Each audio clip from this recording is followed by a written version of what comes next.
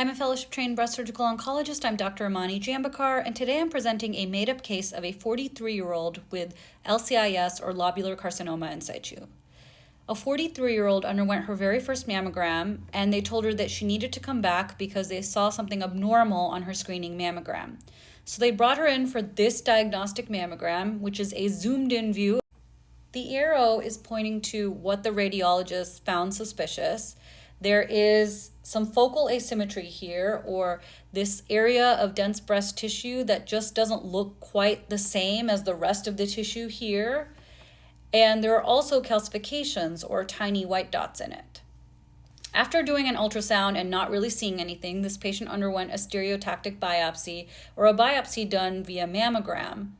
And it showed LCIS or lobular carcinoma in situ, which was pleomorphic, meaning that the cells are different shapes and sizes. She was offered an MRI by her breast surgical oncologist, but she declined because she didn't want to delay getting to surgery and she wanted this out of her as fast as possible.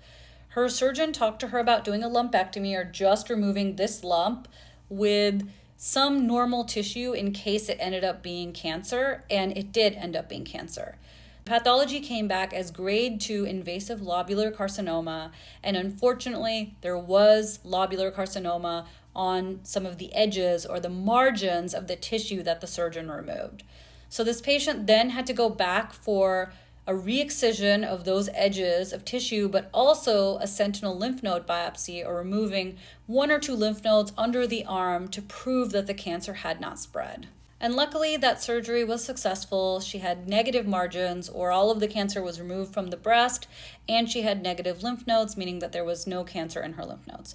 She was referred to a medical oncologist who started her on a hormone blocking pill. Because she had lobular carcinoma in situ and then an invasive lobular cancer, which increases the risk for breast cancer returning in the same breast, as well as a new breast cancer in the other breast. She did undergo MRIs and mammograms for surveillance. She did well until year 4 when she noticed a new left hip pain. When she underwent a PET scan, unfortunately, she was found to have lobular cancer in her hip. At that point, she was offered Kisqali and a different type of hormone blocking pill, as well as ovarian suppression, all of which she agreed to. And a year later, she is NED, or no evidence of disease. The bone lesion has not shown up again on a PET scan.